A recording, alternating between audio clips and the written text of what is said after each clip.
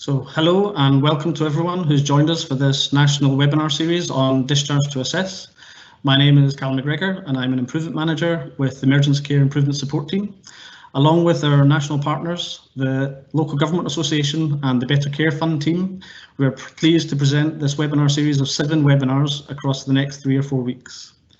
The first webinar today will be on the policy, model and pathways, and we've got some excellent speakers lined up for you to present what they know and their experiences around discharge to assess.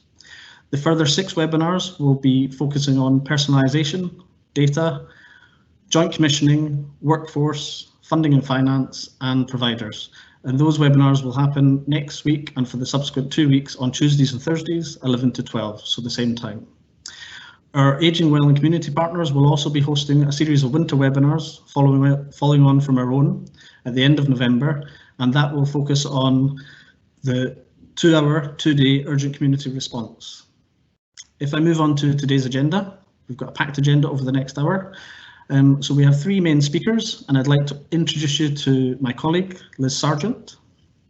Hi everybody, I'm Senior Improvement Manager and Clinical Lead for Discharge to Assess for the programme and for the Emergency Care Improvement Team. I'm a physio by background and I'm really looking forward to speaking to you all today and answering questions. Thank you, Liz. And I'm really pleased to announce that we have Professor John Bolton sharing his knowledge and experience today also.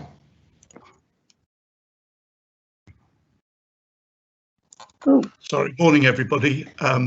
My name is Professor John Bolton. I'm a visiting professor at Oxford Brookes University, Institute of Public Care.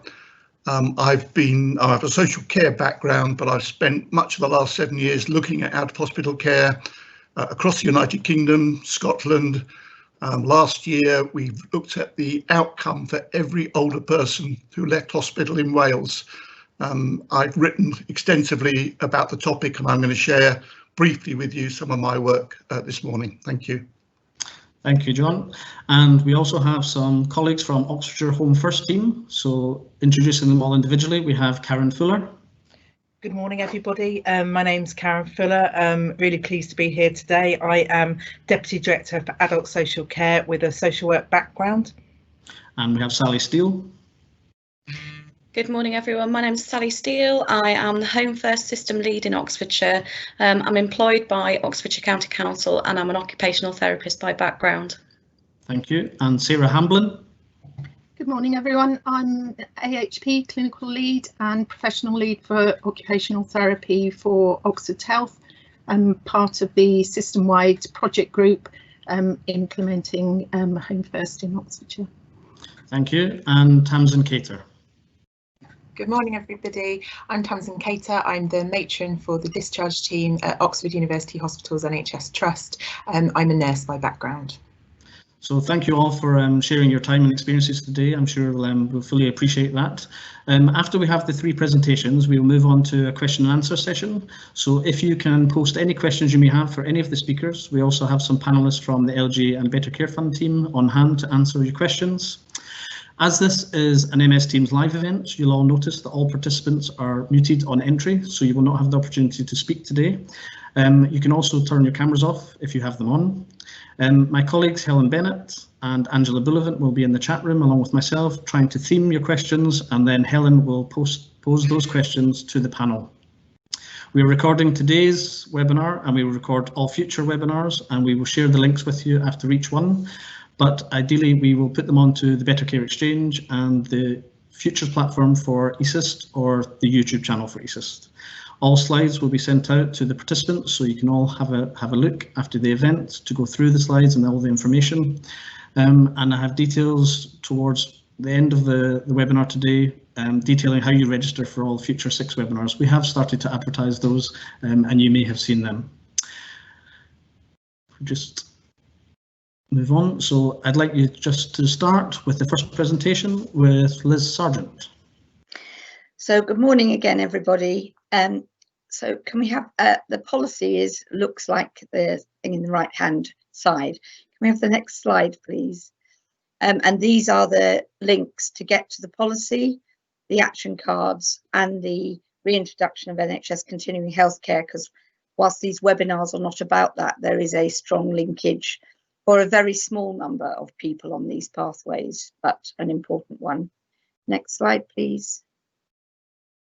So much of this is not new to anybody, and it all starts with once a person is at home and may need to come to hospital, trying to stop them coming if that's clinically appropriate. But if they do have to come to hospital and are admitted, making sure they spend no longer in hospital than they absolutely need to, because we know that hospital is not good for particularly older people, but actually for anybody, and certainly anybody with vulnerability at any age. These criteria to reside are a guide to how to work out whether we really should be keeping someone in hospital or not. Because the reason for keeping them in should be because they have an acute medical problem that can only be dealt with in an acute environment. So the questions on the right-hand side of this are the really important bits to do, from daily board rounds, which should be happening in every hospital, with senior clinical decision makers making that decision about whether somebody needs to be in hospital. And I'm very willing to be challenged on this, but that is mainly a medical decision, because most of what else needs to happen can happen elsewhere, and that is really the premise of Home First for most people. Next slide, please. When you're designing your services, you really need to design them as you are going. They're not very easy to design around a table, talking. What we heard from frontline staff in the first phase was in the places it was working really well, the frontline staff felt like they had permission to act and could just do the right thing for people. However, whenever you're doing change in a complex adaptive system, you do need some simple rules. And we're suggesting these are the simple rules. And if your solutions don't match these simple rules, the chances are they're probably not the right solution. The top left-hand corner is, for me, the most important part. This is our real opportunity to personalise care to meet the needs of individuals and their carers, not to try and fit people to the services that we happen to provide.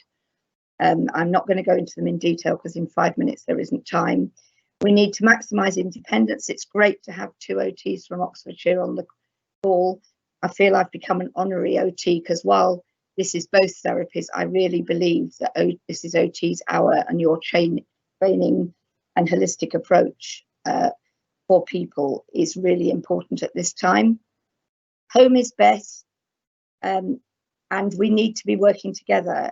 People don't want lots of different people coming and asking them the same questions. They want to get to know generally a person who can help them find their way through the system and navigate for them. And at the top, the positive collaborative leadership is really vital. If the senior leadership in a system is not signed up to this and agreeing to the resources being used in a different and across organisational boundary type way to deliver the best outcomes for the population in that place, this will not work, and those frontline staff will not feel that they're empowered. Next slide, please. This is a diagrammatic view of what, and John's going to talk a lot more about the pathways. We stole much of this from John, so John is the expert. The bottom blue is all the stuff that needs to happen in hospital. We still need expected dates of discharge from admission. We still need early discharge planning. We need to notice there are going to be problems before we get to the point at which they meet those criteria to reside. Sorry, they cease to meet those criteria to reside. And the little pink pillars, lilac pillars, are the high impact change model that the LGA did a refresh of about 6 to 9 months ago, it must be now, and have refreshed again to take account of the new policy. These are really important, and those are sort of the rule book for how to manage the interface. So really worth reviewing where you are with those. Next, and then the pathways, as I say, John will talk more about. The single system coordinator we have found is vital. It's a senior person within the system who's trusted by all agencies to make this model work and can make decisions without having to keep going back and asking permission. Next slide. So on that note, I will hand over to my friend and colleague, Professor John Bolton. Sorry, Callum, if you were supposed to do that. So John, over to you. Right, thank you, and thank you, Liz. That's very helpful. So I'm going to just talk very briefly about the work I've been doing. The next slide, please. So I think there are three things people need to specifically look at if they want to review their out-of-hospital care system. The first is to understand what are the services that have been commissioned to support out-of-hospital. I'll say a bit more about that in a minute, because often there are services that should be there that aren't there. The second issue is to understand the flow of patients through acute hospital and back into the community, and to have a look at the demand on the different parts of the system and what's happening. That we find that's very different from one system to another.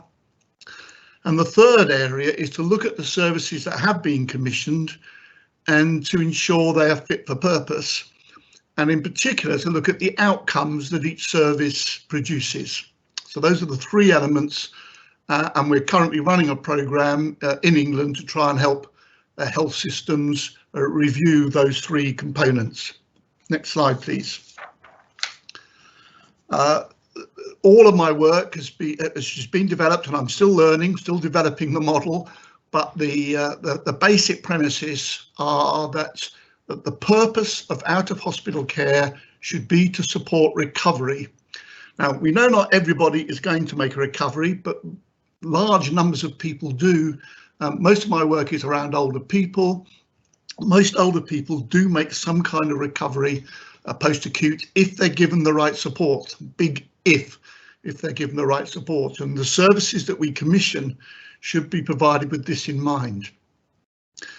In fact, we go as far as to say, if you're trying to use services that weren't commissioned to support out-of-hospital care, you'll get stuck. Systems that are really clogged up have those features. And then we also draw upon the work that Newton Europe did in their big study of 14 health systems in England, where their finding was that 40% of older people end up on the wrong care pathway at the point of discharge from an acute hospital. Most of those are actually on a pathway which is higher than their actual needs when they're later reviewed. So really got to try and get this right in terms of not necessarily putting people in the wrong service at the point of discharge. Next slide, please. So all of our system follows discharge to assess. We're very keen that people are not assessed, particularly for their long-term care, in a hospital bed. But that does mean, in order to have that, you do need to have a wide range of intermediate care facilities that can offer support, post-hospital care, supporting that recovery. So the short-term care should focus on recovery and rehabilitation where this is appropriate. And assessments for longer term care should only take place after a period of rehab. In fact, in Wales, they call their discharge to assess discharge to recover and then assess. I like that. But we need to ensure and be clear what are the intermediate care services we have, and we must also ensure that those services actually are particularly geared to support people coming home, though we do recognise there'll need to be some short-term bedded facilities. Next slide, please. So this is our flowchart that we developed at the Institute of Public Care, looking at the 4 pathways that are in line with the pathways that are in the policy now. Pathway 0, people going back home, getting some support, support from GPs, some nurses, from sometimes some single professionals. And particularly, and I'll say a bit more about this in a minute, the role of the community and the voluntary sector in supporting people. Then pathway 1, which is, we think, for most people who need some care and support post-hospital, some direct support, the health recovery services, the typical rapid response services, the social care, reablement-based domiciliary care services, specialist mental health services, particularly support those people who in hospital have been found to have some levels of dementia or delirium, and all of this supported by therapists. In fact, I would just slightly contradict Liz. I actually think physiotherapists are as equal and important as occupational therapists in meeting this challenge. There's a very good study in Torbay which shows how both therapists need to lead this system. Then we have pathway 2, which is the discharge to bedded facilities, but bedded facilities that are supporting recovery. It's no good just putting somebody in a bedded facility just to wait to assess them if you're not supporting their recovery. If you don't support their recovery, there's a very high chance they'll remain in that bedded facility. And finally, pathway 3, which either are people returning back to residential care because that was their place of origin, or more significantly, people who, in my view, are probably going to be on a palliative pathway, who need longer term care needs being met in a setting that will support their palliative care. So those are the care pathways that we developed. Next slide. And in our work, we ask people to look at each of the pathways and to look at the services they've got in place in each of the columns that are shown on this chart. So what are the services you have that support pathway 0, pathway 1, pathway 2, pathway 3, and to absolutely ensure that you've commissioned them for the right purpose. Let's move to the next chart. So we find we've categorized 10 kinds of service that we're likely to see in a set of services discharging to assess services. I've highlighted the 3 that we think need most development from our observations and work. We found particularly in our study in Wales, some really good volunteer schemes, and I've seen them in England too, where the WRVS or the Red Cross or Age UK usually are commissioned to provide volunteers to help older people get back home from hospital and just help them to settle in, usually offering 2 or 3 weeks support, just allowing people to know they've got someone there that they can rely on. We find those services are really important and can make a very significant difference, and actually can take pressure off the domiciliary care and other reablement-based services. Usually people who need this lower level support are often where that isn't available, clogging up the domiciliary care reablement services. The second area that we find significant challenge is dementia care, including delirium, other forms of mental health. There is very little commissioned support of dementia care in the community. In a study in Wales, they found that pretty well all the overstayers, all the people staying in hospital long term, had degrees of dementia and were waiting for the right help to help them at their discharge point.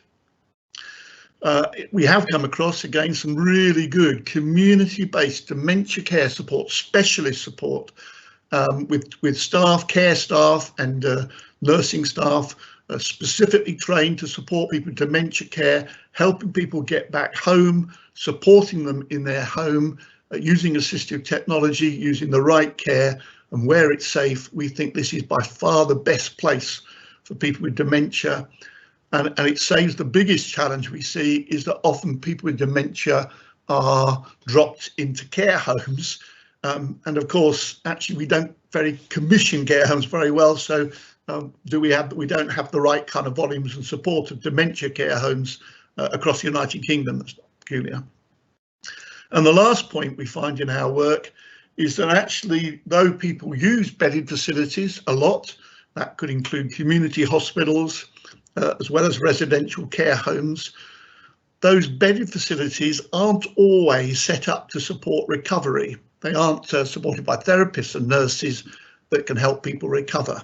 Again, we've come across great examples of brilliant community hospitals that support people with recovery.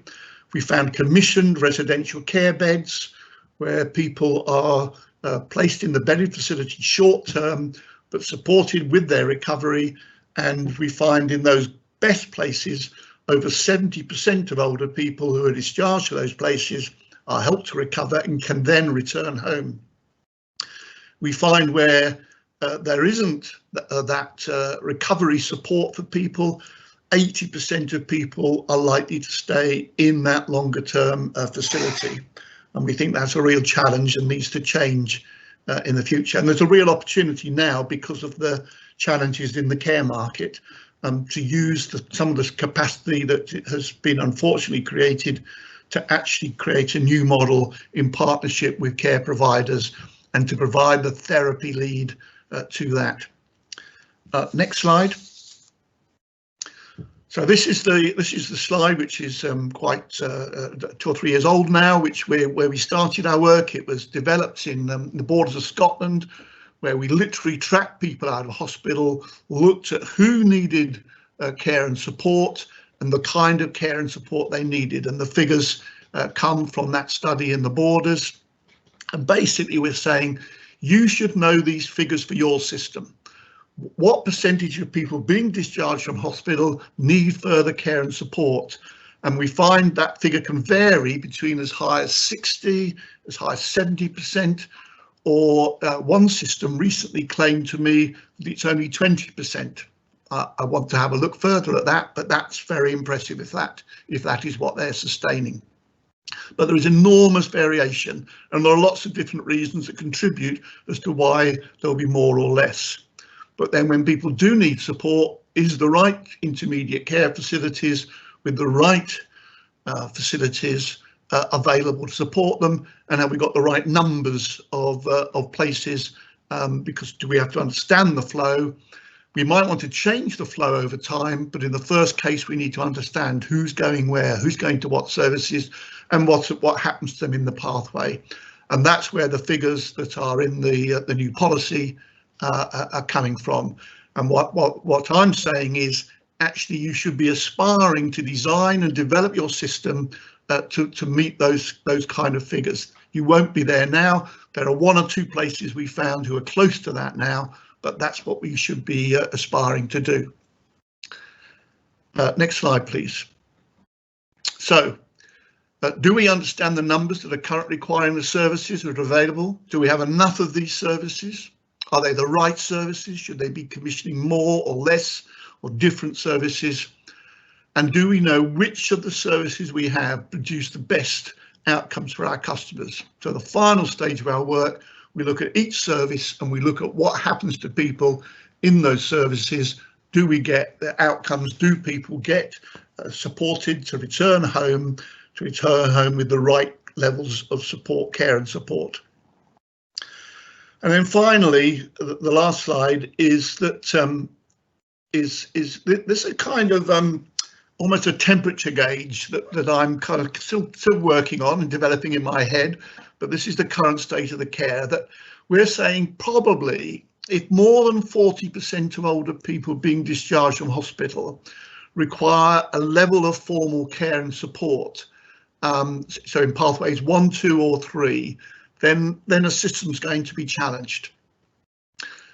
If more than 10% of those being discharged need bedded facilities, then there's likely to be a further challenge in those systems. And if people who go into the bedded facilities, if 70% of those do not return home, again, there's likely to be a capacity challenge to the system.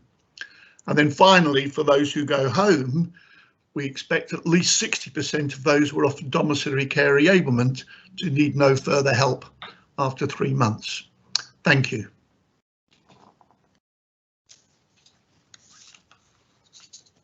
That's the end of the slides. Thank you very much, John. That's fantastic. I'll now hand over to the 4 colleagues from Oxfordshire Home First team. Thank you.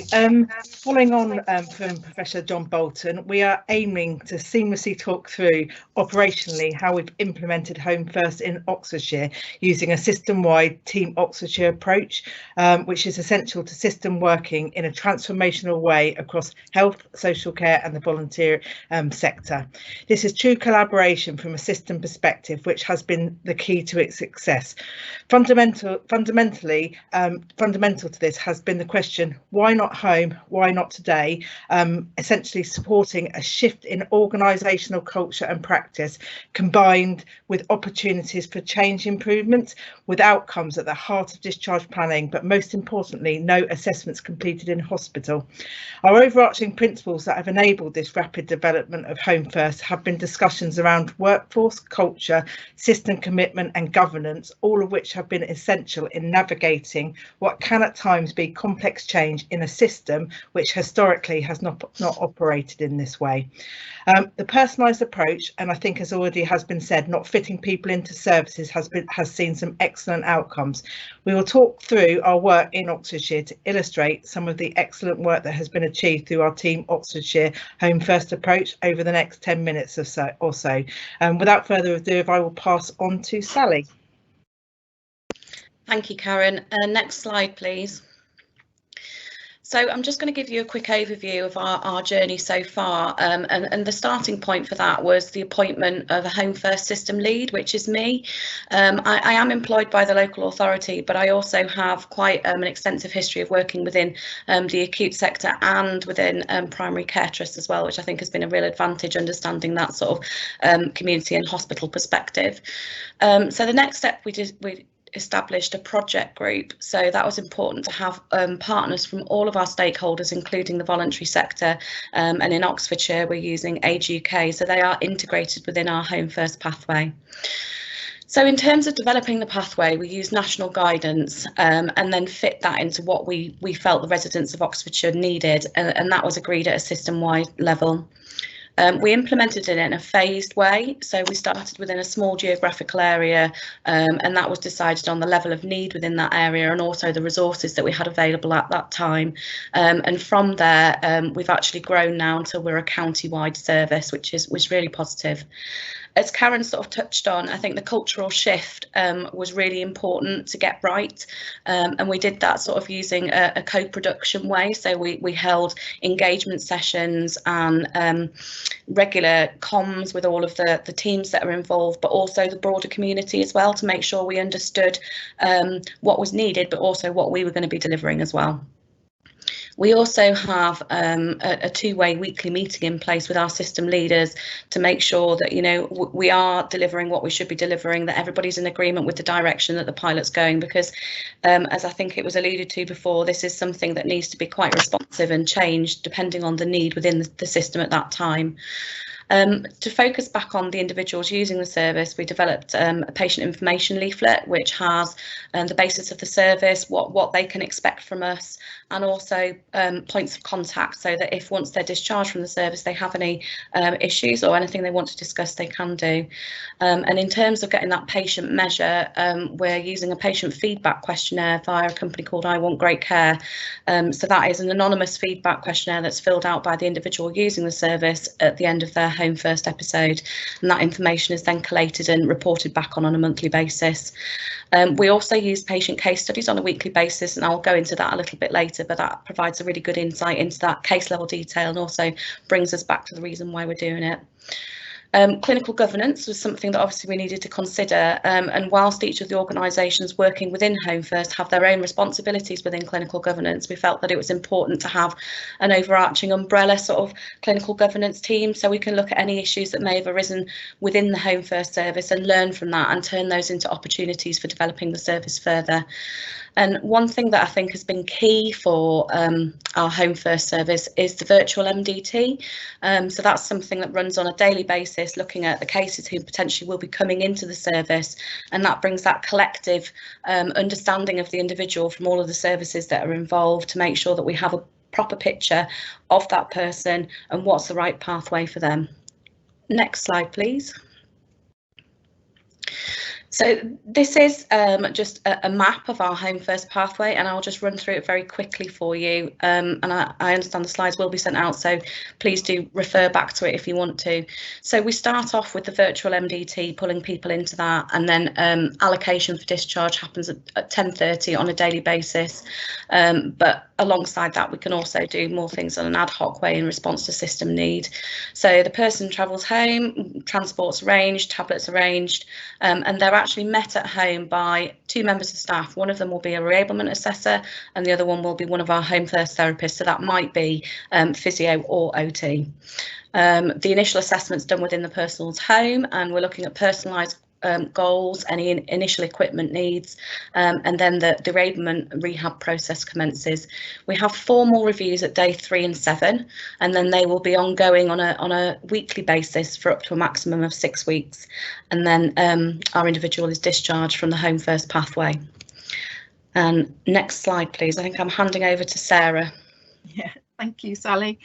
We wanted to share some of the data that are being collated system-wide, which has demonstrated the positive impact that Home First approach has had on patient outcomes, and in conjunction with, as Sally has said, the patient feedback and their stories. Since the start of Home First, we've picked up 405 people through the service, and as you can see, the majority of these, approximately 84%, have been to facilitate discharges from our bed-based services, but a smaller number have been community referrals in order to prevent admission. Next slide, please. As you can see from the first graph on the left, the average length of stay in the Home First service is just over 17 days, with a median of 14. This is an improvement in performance in Oxfordshire comparing year on year.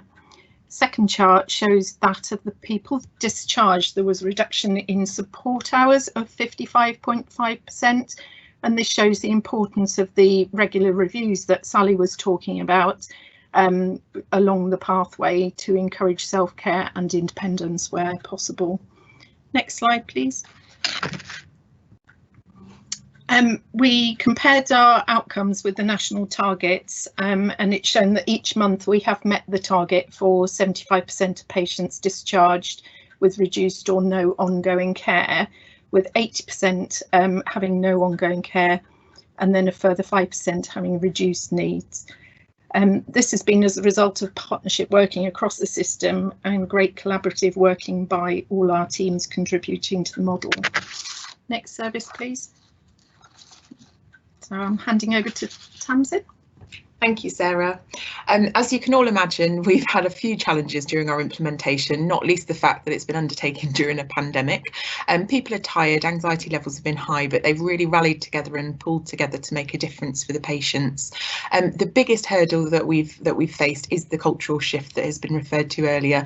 Historically, Oxfordshire has been heavily reliant on bed-based care and risk aversion has been rife. COVID and the new discharge policy really gave us the impetus to champion a shift in our discharge pathways and to really embed the Home First message, focusing on why not home, why not today, and encouraging staff to describe rather than prescribe.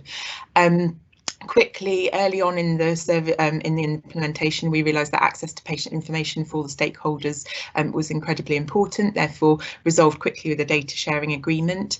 In terms of resourcing, no additional resource has actually been provided throughout our implementation, therefore it's an absolute testament to each organisation's willingness and our alliance to make this work, that we've been able to achieve success. We feel there are probably still some more gains to be made, therefore we're in the process of undertaking a gap analysis. I've worked in a discharge role for over 10 years, and if I hear one consistent message across the country, it's how much easier things would be if we had one IT system. We have navigated that within Oxfordshire's journey by providing each other with access to each other's systems across all the different organisations, and also the virtual MDT that Sally referred to earlier, the daily MDT. We've got all partners present there.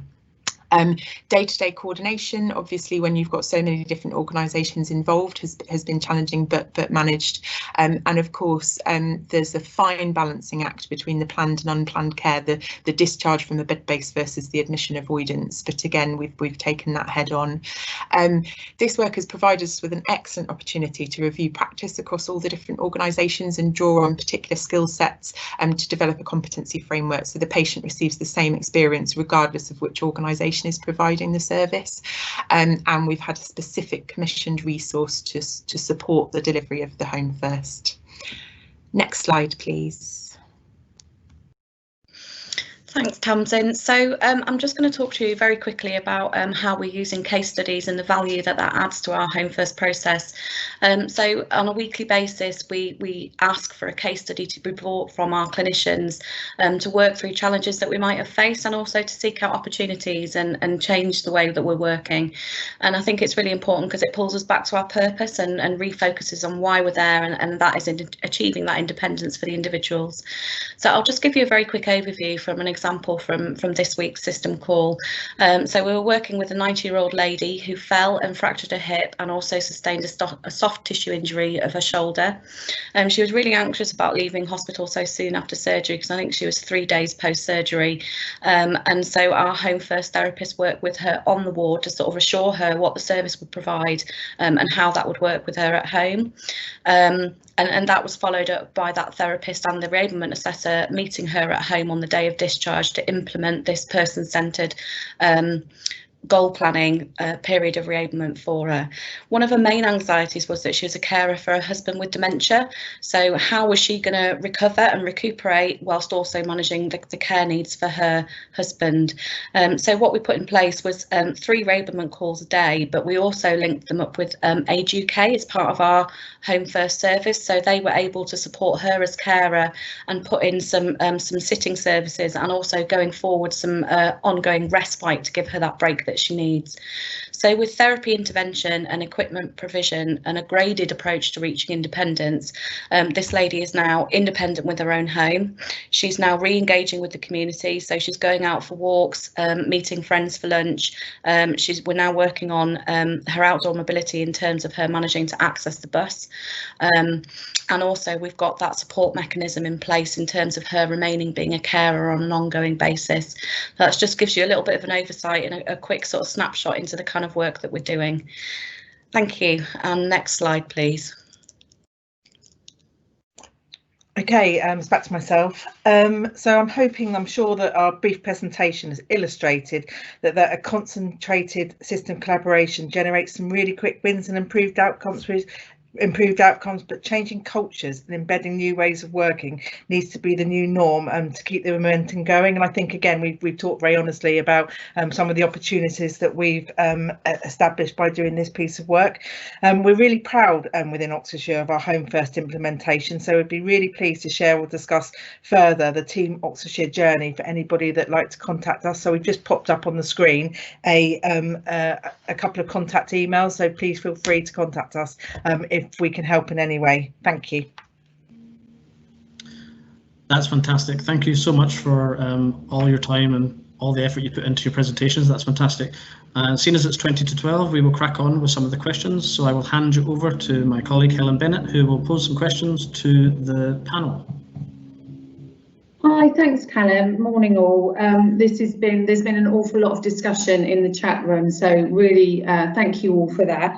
I'm just going to start posing the questions. We've tried to theme them as much as possible, but we'll just start with. There's been a lot of discussion about what the system senior coordinator role is and who does it, whether there's job descriptions and personal specs, and how it's funded.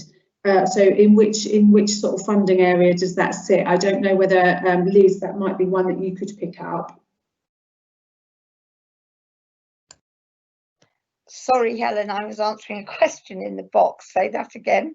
Sorry, Liz, it's about the system coordinator role. So one is job descriptions and personal specs that working in practice would be helpful to share, but the second part of it is about who employs and where they sit with regards to who's funding. Right, so I think Callum's put in the chat box we can share a job description we've been working on with the LGA, and Dorset, I noticed, said they had a role and they were happy to share their job description, so we can make sure those are shared to people on the webinar. In terms of, it's really important to get the right person, not worry who they work for. It needs to be a person who's happy to work with a bit of chaos, paradox and complexity, and doesn't need everything too black and white, because it won't be to start with.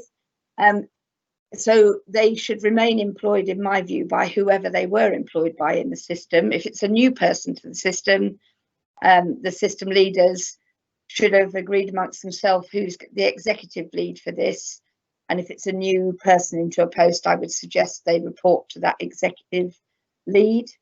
But we've seen examples of it being somebody from an acute trust community, CCG and local authority. And generally they have remained employed by their existing employer. They're effectively accountable to all the chief execs in the system. So, you know, it's not a neat line management arrangement. And don't tell the senior leads in the system, but if they're really good, they will manage up as well as down, and hold to account the system leaders when they don't stick to what the system leaders have said they're going to do. Sarah, I don't know if you want to comment. No, Liz, I think you've set it out really well. The importance is that it's per system, though, rather than that bigger geography of an STP or a county that might have several hospitals, because it is about the flow through that system where this role really works well. Yeah, so it's one per hospital rather than as one per STP, as Sarah says. So that's really how that's actually brought us on actually to another question that was posed with regards to the single coordinator role, and someone's mentioned about their 3-system locality model, and has anybody else implemented across a locality successfully? Yeah, and I answered that in the box, Helen.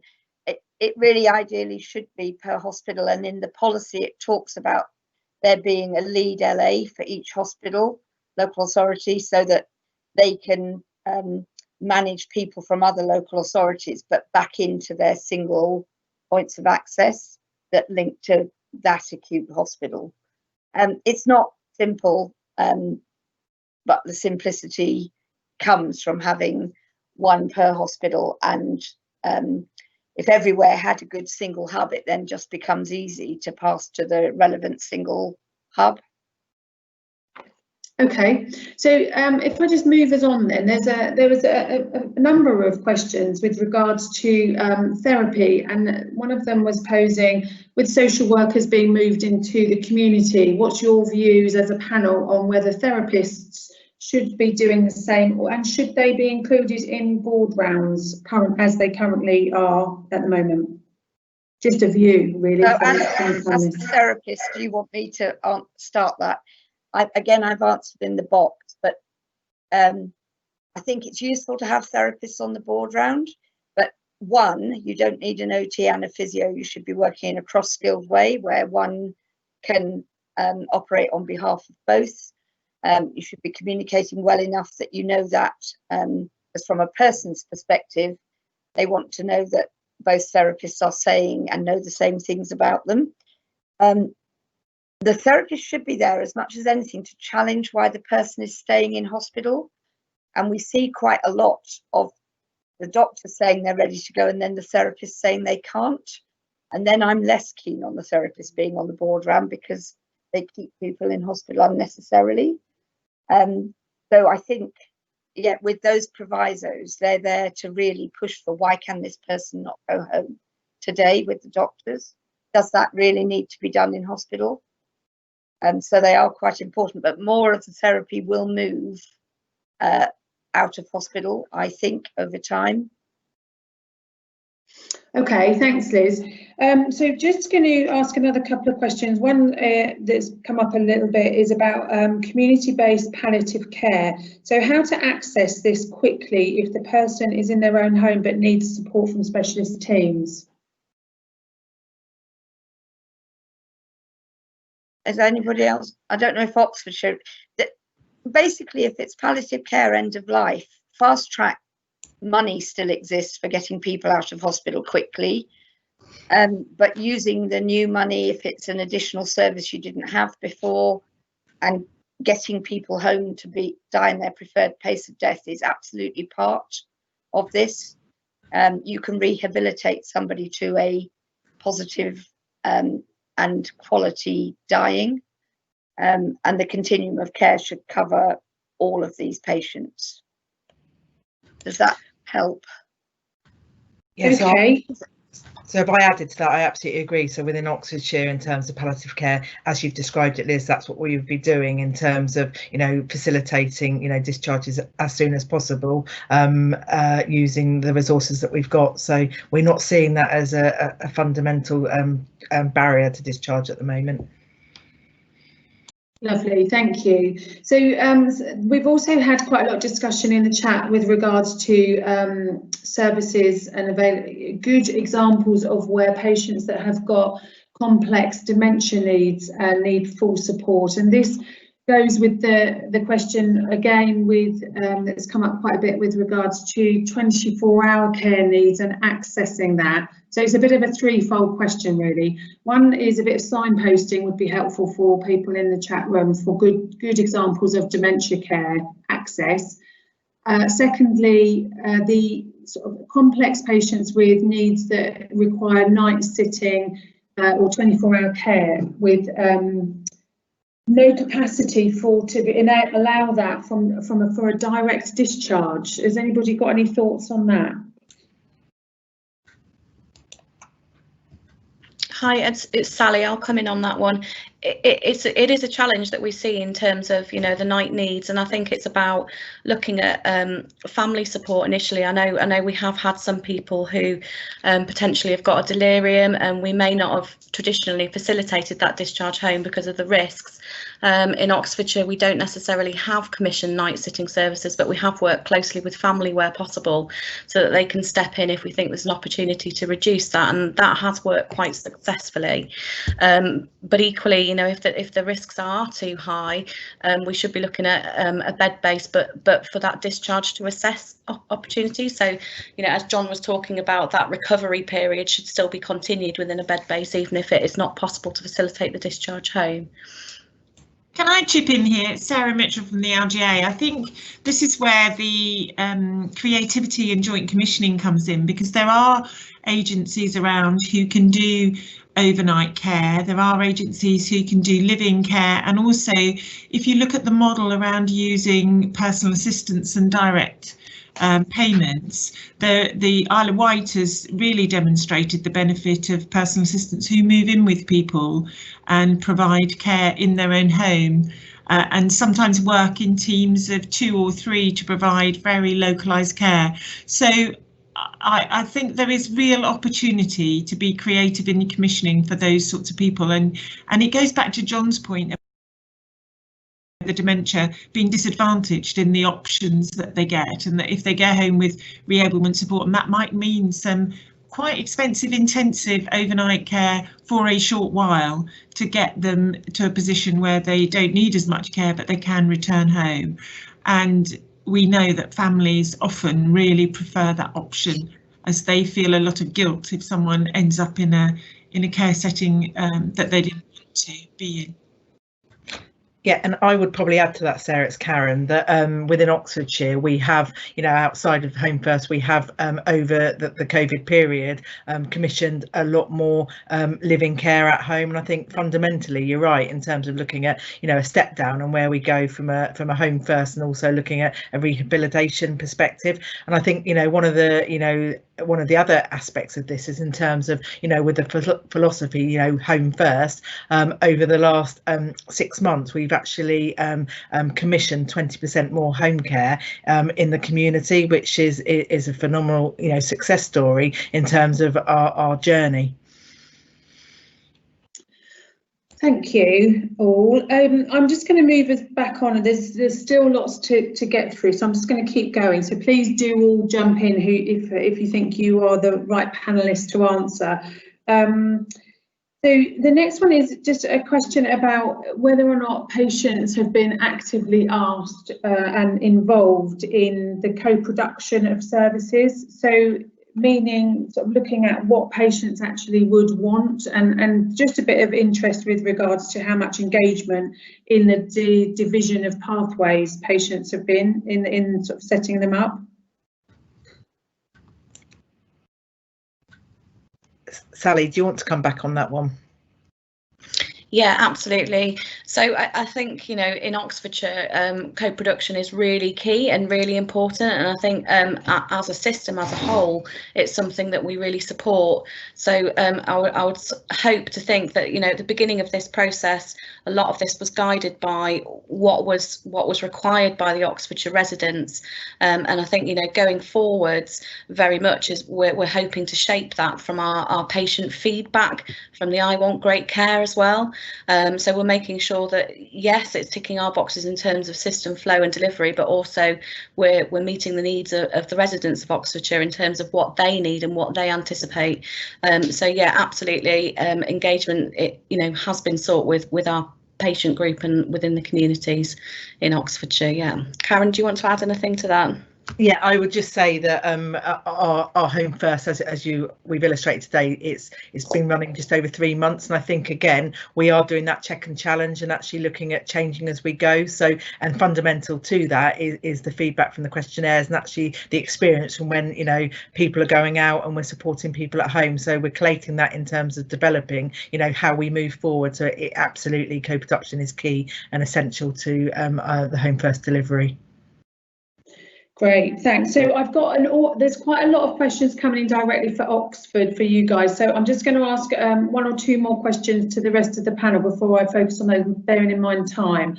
But there's been quite a bit of discussion with regards to culture and the cultural shift needed in order to move this forward and for this to become normal. And that alongside managing patient and relative carer expectation. So one of the first questions is are you aware of any sort of behavioural science research that's gone in to try and help support this shift?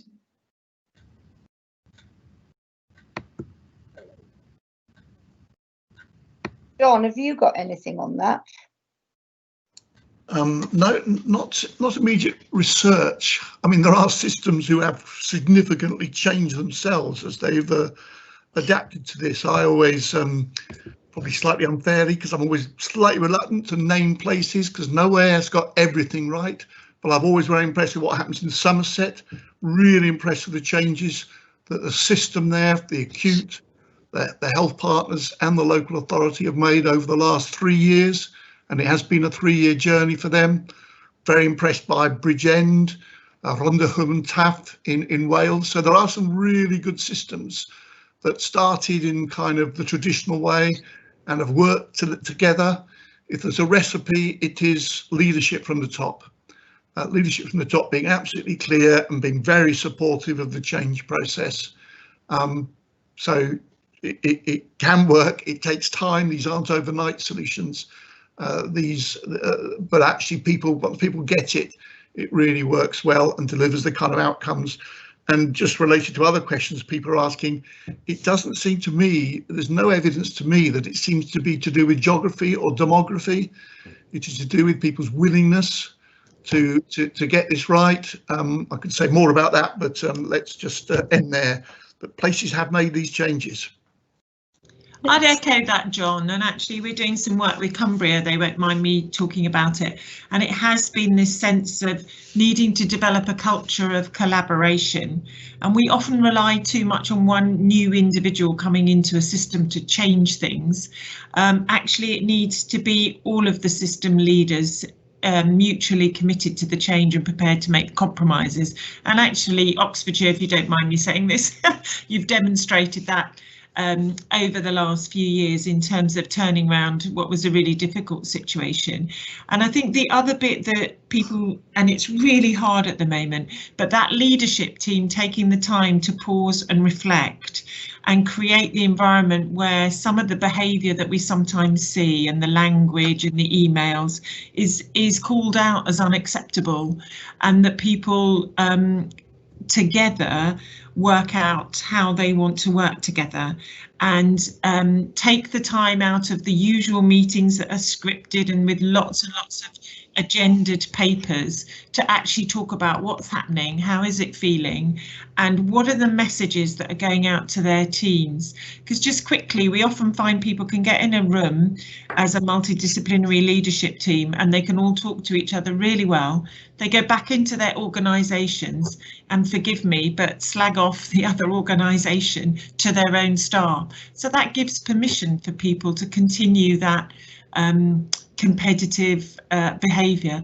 If you're going to model from the top, you've got to make sure that you model it completely back in your own organisation all of the time, so that everybody knows that any previous behaviour is unacceptable and the new culture of collaboration is what you need to embed. Yeah, Sarah from Oxfordshire, just following on from that, I think staff feedback is really important as well, and we've done engagement sessions and Q&A so that staff can come back, and that's been as important as the patient feedback, knowing what's working on the ground and using PDSA cycles and things to look at what we can do to change things if it's necessary. Okay, thank you all. Really appreciative. I think we're going to run out of time. I need to hand back to Callum, but just very briefly, lots of asks and questions about sharing some of your resources. Oxford people are very, very keen and really pleased to watch your journey and listen to you all. So just really just to say a big thank you. Really, I think everyone's found all of this. It's really useful, but it's always good to hear from you guys that are actually doing the stuff out there. So I'm going to hand back to Callum now, and my apologies if we haven't got round to all of your questions. I'm aware that there are still quite a lot left. Thanks, Callum. Thank you, Helen. Forget the next slide, please. So as I mentioned earlier, we are running 6 further webinars, and on this slide you'll be able to register for a ticket as you have done for today, so please share widely with your colleagues across health and social care systems. We will be covering next week on Tuesday and Thursday, we'll be covering personalisation, so we're going to have Health Watch England and Isle of Wight along with our national personalisation team come to talk to us, so that should be fantastic. We will also on Thursday be talking about the data and how we would use the data to kind of influence decision making and ensure best kind of care and health and support for individuals within your health and social care system. Next slide. So within ESIS, the LJ and the Better Care Fund team, we have an improvement offer that we can offer local systems and areas. We can do things such as a gap analysis from the policy, we can do peer-led workshops, as well as kind of bespoke support that we can identify. On this slide, you'll be able to click onto any of the hyperlinks to kind of see what support's available, and then be able to contact the Better Care Manager or your CHIA, so your Care and Health Improvement Advisor, or the CHIP website. Next slide, please. We just want to say a massive thank you. So thank you to all our speakers and panelists who've managed to give up their time today, and thank you so much for joining us. I think we've had over 700 people register for today, so that's great. Please put on Twitter, look on adverts on the Better Care Exchange, and please email us if you have any further questions.